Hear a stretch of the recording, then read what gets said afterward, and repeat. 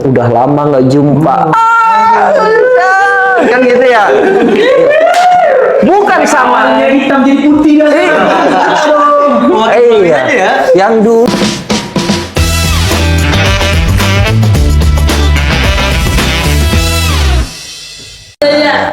Willy ada tanya enggak Willy? Ada nih bang. Atau diam-diam aja gitu. Apa tanya mau? Boleh nggak bang? Misalnya gini, tidak tidur demi sahur gitu. tidak tidur demi Iya. sahur. Begadang. Ada nih teman saya, Iya. malamnya itu dia begadang. Sampai sahur. Iya. Terus? Bersahur. Tanggung itu mau tidur kan. Ya. Jadi Kok bisa dia tidak tidur? ngapain demi sahur ini bang? Nanggungnya itu di mana nanggungnya Mungkin dia dulu? nonton anime itu dulu.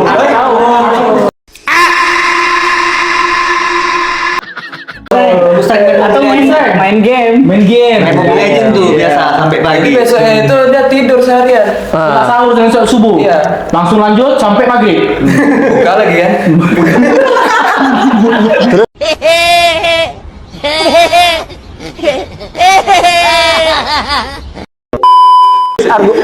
Sebenarnya argumen dia itu tidak tidur di malam hari Karena begadang, karena apa gitu? begadang. Ya, begadangnya kenapa? Nonton gitu. Iya, berarti dan berarti main Mobile Legends. iya berarti karena nontonnya, karena ada hajat dia begadang kan gitu. Hingga masuk waktu sahur. Iya. Habis sahur Baru deh. sholat, Sholat. tidur Iya. sampai Sore. sampai sore. Iya. Zuhur asar Lewat. lewat. Iya. Siapa orangnya, Will? Siapa orangnya, Will? Adalah. Ada ya. Orang lah ya. Orang. Orang jangan sana kan. Kawannya Willy. Ini bahaya ini. Nah, jadi kalong. Oh ya kalau. Ya, jadi selama bulan puasa itu dia berubah jadi siluman kalong. Kalong. Tahu kalong kan? Tahu. Iya, jadi Angka tunggu kalong. malam jadi siang, siang jadi malam. Malamnya jadi tempat aktivitasnya dia. Nah, sebenarnya kalau pola seperti itu, kalau tidak ada pelanggaran hukum syar'i sih nggak masalah. Masalah, ya. Kalau misalkan zuhur, Zuhur lah gitu ya. iya sholat, waktu asar dia sholat gitu, ya berubah polanya sih masih boleh-boleh aja gitu ya. Kalau waktu malam dia produktif. Produktif maksudnya ya kerjaan dia. Mana tahu dia gamers kan, kerjaannya memang gamers kan. Kita nih masih berbaik sangka nih ya. Atau dia baca buku untuk menyelesaikan skripsi mungkin ya. Buat skripsi, tesis, begadang. Kenapa hanya inspirasi di malam hari itu yang dapat? Oke, boleh gitu. Sekalian sahur, sekalian apa ya, nggak apa-apa gitu. Tapi ketika siang tidur, siangnya cuman bisa istirahat tidur, tapi waktu-waktu penting di siang hari itu tetap terjaga. Waktu sholat zuhur bangun, waktu asar bangun gitu. Nah, ya nggak masalah. Yang jadi masalah itu adalah adanya pelanggaran hukum syara atas pola yang berubah tadi. Ada gini, begadang, habis sahur, bentar lagi subuh itu lewat itu. Kadang kayak kawan-kawan yang nonton bola mungkin tengah malam begadang, tahajud enggak, nonton bola iya, terus pas selesai bola jam 4 atau setengah 5, bentar lagi kan subuh, tidur langsung, Lewat lah pasti. bangun jam 8. Nah, ini ada unsur kesengajaan meninggalkan itu. Nah, begadang yang membuat lalai sesuatu kewajiban, maka begadangnya itu diharamkan. Kenapa? Karena ada wasilah menimbulkan keharuman. Maka sesuatu yang tadinya mubah bisa jadi haram karena mengantarkan pada keharaman. Kenapa? Karena melakukan kemaksiatan kepada Allah gitu. Nah, jadi Willy yang itu bangun karyawannya. ya, satu rumah berarti ya. Ada dia. Nggak bangun pukulkan aja. Siram aja pakai air. Kebaikan, Willy. Tapi ya, ini bulan puasa ini karena bulan puasa. Tapi bulan puasa itu memang ada dalam hadis yang mengatakan tidurnya orang berpuasa. Ada. Itu sahih nggak bisa? Ini dalil yang selalu digaung-gaungkan oleh orang yang memang Suka molor. Benar juga. Dia nggak bisa tidur aja lah. Iya sih, kalau misalkan dia lebih bermaksiat ketika dia bangun gitu ya. Betul Jadi sih, menghindari ibadah gitu ya. Tapi kan ada pilihan ketika kita bangun mau maksiat atau tidak kan gitu. Iya. Nah, itu yang pertama. Yang kedua, justru di bulan puasa ini bukan waktunya untuk bermalas-malasan mager gitu. Enggak, produktif, harus kan? lebih produktif. Bedanya apa? Kita cuma bedanya tidak makan aja dan tidak minum, menahan pandangan, aktivitas, ucapan, perbuatan, kan gitu. Nah, di bulan puasa, tapi pekerjaan dan produktivitas justru harus lebih meningkat. Bayangkan waktu masa Rasulullah di bulan puasa itu Perang nih. perang gitu. Itu aktivitas yang melelahkan sekali, perang. Kalau kerja mah masih nyantai ya kan, jaga toko atau apa namanya kerja lagi Grafis. desain grafis, Ber-AC. ruangan ber-AC, nggak jalan kemana-mana, nggak ada keluar keringat, nggak ada dehidrasi gitu ya. Jadi kenapa harus tidur gitu? Nah, ini problemnya. Justru kita harus lebih produktif di bulan puasa. Kenapa? Karena di bulan puasa itu ibadah, kerja itu kan bisa kategori ibadah. Nah, justru ketika kita bekerja di bulan puasa itu niatkan ibadah, itu nilainya dapat pahala lebih dibandingkan bulan-bulan berikutnya.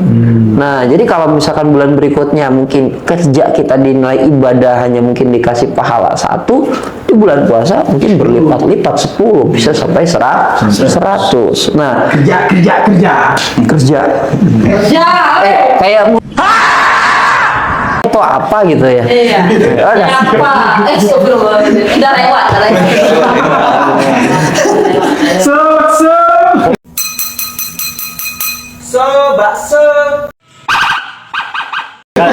Oke, game berikutnya. Kejar. Semangat. Nah. Tuh, berarti itu tugas Willy bangunin dong. Ya, jadi apalagi anak muda ini, anak muda tuh harus lebih produktif gitu ya. Jangan bermalas-malasan. Jangan bermalas-malasan, jangan diganti. Ya tidur itu kan kata Habibie, coba Habibie itu luar biasa kan beliau itu. Tidurnya itu cuma tidak lebih dari 3 jam. 3 jam. Satu hari, satu malam, tidak lebih. Kita tidur udah 8 jam, nambah lagi pas khutbah Jumat tidur lagi, pas tausiah menjelang sholat tarawih tidur lagi. Ya ada tuh kawanku tadi pas kultum tidur dia. Itu kalau di total udah berapa lama tidurnya kan gitu. Apa tuh? Iya. Mereka Nah, sedikit tidur, kita sedikit tidur. susah. Iya. Nah, gimana pemuda-pemudanya mau bangkit? Gimana negeri ini bisa lepas dari penjajahan negeri Konoha? Logong! Oke. Emang Konoha lagi dijajah ya, Pak? Konoha yang mana nih? Ah, yang mana lah? Terus gua Cari aman. Setelah negara api menyerang, terjadilah kekacauan. Itu dia. Ada lagi mungkin. Bang Nasib mungkin. Ada lagi? Masih banyak lagi nih ya? Oh iya. Banyak lah sebenarnya. Ada. Satu. Coba. Ini kan kita di bulan Ramadan, Sat. Jadi selama Ramadan ini kan merebak fenomena. Berarti kalau konten ini dilihat pas nggak bulan Ramadan udah tutup ya? Spesial Ramadan. Ada Ramadan. LS spesial Ramadan. Ya spesial Ramadan. Jadi kan merebak di bulan Ramadan ini fenomena buka bersama, terutama kita yang udah lulus SD, Oke. SMP, bareng alumni gitu. Reuni. Nah, reuni sekaligus. Jadi di sana itu kan terjadi interaksi antara laki-laki dan Ya, betul. sampai lewat bahkan sholat maghrib lewat, sholat Ya. isya lewat. Nah, gimana Tauhidnya itu? ya kan? Yes. Tauhidnya enggak segala macam. Nah, ini buka puasa bersama ini menarik nih. Iya, sering terjadi nih. Dan seru loh, seru. Iya. Dan juga ini niatnya kan pasti kan silaturahmi. Kita udah lama nih. Gaya juga. CLBK kan? Dulu ya. Dulu pas karena gini ya. Jadi reuni itu yang menarik, yang seru itu adalah di tahun pertama, kedua, ketiga, keempat, kelima, keenam, ketujuh, 10 itu udah nggak menarik lagi. Yang hangat-hangat reuni itu paling 5 tahun terakhir lah. Itu 5 tahun terakhir tuh udah banyak yang renggang. Yang hangat tuh tahun pertama, kedua, ketiga. Karena selalu biasanya bersama ya. Iya, kalau udah tahun kelima, keenam, yang kawan udah nikah lah, punya punya anak anak ya, lah, anak punya ya, bisa. bini lah, ada urusan keluarga lah. Iya. Nah, jadi banyak urusan kan. Nah, Iya, bener. tapi gini, dulu pas waktu awal-awal selesai sekolah SMA. SMA, enggak, saya enggak pernah SMA. Man. SMK. SMK. Anak SMK ini ya. Enggak yang barbar. STM ya? STM. SMK juga diganti. Nah, jadi ketika lulus tahun pertama kedua itu jadi promotor buka puasa bersama. Sama nih kayak kawan saya.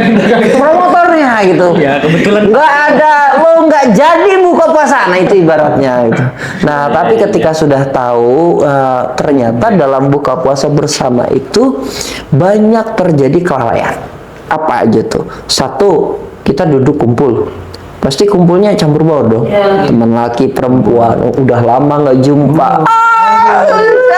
Kan gitu ya. Bukan sama. hitam jadi putih dah. Iya. Yang dulu waktu dia SMA kan ini hidungnya kayaknya nggak terurus itu, rambutnya berantakan gitu. Kok sekarang udah kuliah bening gitu kan? Iya. Pajero parkir ya. Beningnya cuma di handphone gitu ya. Lihat aslinya sama aja. Rupanya filter nggak ya. Nah, itu kan banyak itu interaksi, apalagi jumpa kawan lama, laki perempuan tuh biasa aja campur baur. Nah, ini yang berbahaya gitu. Ini terjadi ikhtilat. Ikhtilat itu campur baur laki dan perempuan di tempat umum. Nah, hukumnya? Itu sebenarnya hukumnya masih kategori mubah. Tapi cenderung kalau sudah ikhtilatnya itu berbicara topiknya masalah unsur pribadi, orang di pasar tuh ikhtilat juga.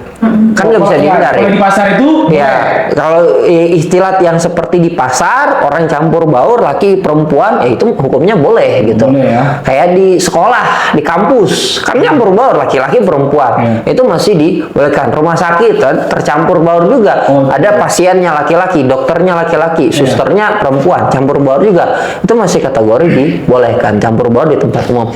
Tapi kalau campur baur yang di tempat buka puasa bersama, itu sudah masuk kategori khalwat. Ikhtilat yang diharamkan. Kenapa? Karena aktivitasnya sudah pribadi.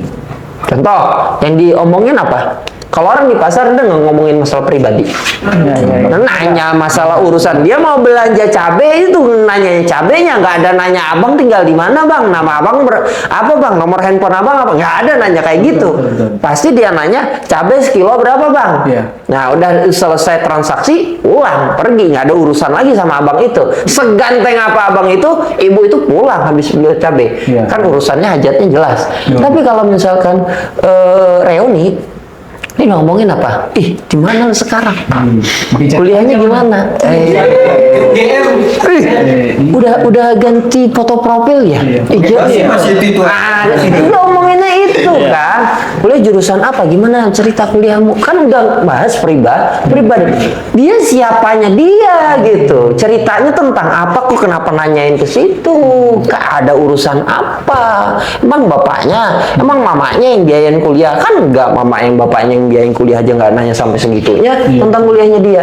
Nah itu pembicaraannya udah masalah pribadi.